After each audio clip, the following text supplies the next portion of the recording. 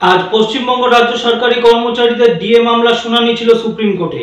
DA মামলা শুনানিতে supreme কোর্টে পশ্চিমবঙ্গ রাজ্য সরকারি কর্মচারীদের হয়ে কি বললেন পশ্চিমবঙ্গ সরকারি কর্মচারীদের আইনজীবী, এবং শুনানিতে সুপ্রিম কোর্টের 3 বিচারপতি কি বললেন বিস্তারিত জানিয়ে দেবো এই ভিডিওতে। অবশ্যই ভিডিওটি শেষ পর্যন্ত দেখার চেষ্টা করবেন এবং ভিডিওটি যদি ভালো লাগে অবশ্যই ভিডিওটিতে লাইক করবেন, ইনফরমেশনটি শেয়ার করবেন এবং চ্যানেল নতুন আসলে অবশ্যই চ্যানেলটিকে সাবস্ক্রাইব করে পাশের বেল আইকনটি প্রেস করে রাখবেন পরবর্তী ডিএ সংক্রান্ত গুরুত্বপূর্ণ খবরের আপডেট সবার আগে পেতে।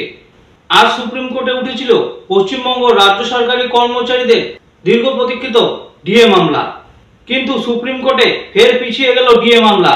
এবারে কি কারণ, কি বলছে কর্মচারী সংগঠন? আশঙ্কাই সত্যি হলো, ফের পিছিয়ে গেল ডিএ মামলার শুনানি। বুধবার সুপ্রিম কোর্টের 5 নম্বর বেঞ্চে 2 নম্বর সিরিয়ালে এই মামলার শুনানি হওয়ার কথা ছিল। আদালত সূত্রের খবর, অন্য একটি জরুরি মামলায় ব্যস্ত থাকার কারণে গ্রীষ্মাবকাশের পর অর্থাৎ জুলাই মাসে শুনানির দিন ধার্য করার জন্য এদিন আদালতে আবেদন জানান রাজ্যের আইনজীবী অভিষেক মনু সিংভি। সরকারি কর্মচারী সংগঠনগুলির তরফে এর কঠোর বিরোধিতা করা হয়। এরপরেই আদালত জানায় মামলার পরবর্তী শুনানি হবে আগামী 14ই মে, অর্থাৎ আগামী 14ই মে পশ্চিমবঙ্গ রাজ্য সরকারি কর্মচারীদের ডিএ মামলার পরবর্তী শুনানির দিন ধার্য করা হয়েছে। রাজ্যের তরফে অনেক চেষ্টা করা হয়েছিল ডিএ মামলা আরো যাতে পিছিয়ে যায়, কিন্তু রাজ্যের সেই প্ল্যান ভেস্তে গেল।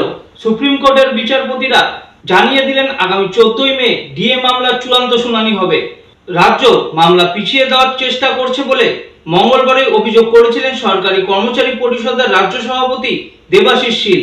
এদিন তিনি বলেন আবারও একটি তারিখ পড়ল, কিন্তু আমরা এখনো বলছি যে রাজ্য সরকারের এই খেলা শেষ হয়ে এসেছে, মামলা শুনানি হবেই। রাজ্য সরকারের মুখ পুড়বে, পশ্চিমবঙ্গের সরকারি কর্মচারী, শিক্ষক, শিক্ষাকর্মী, পেনশনারদের জয় হবেই।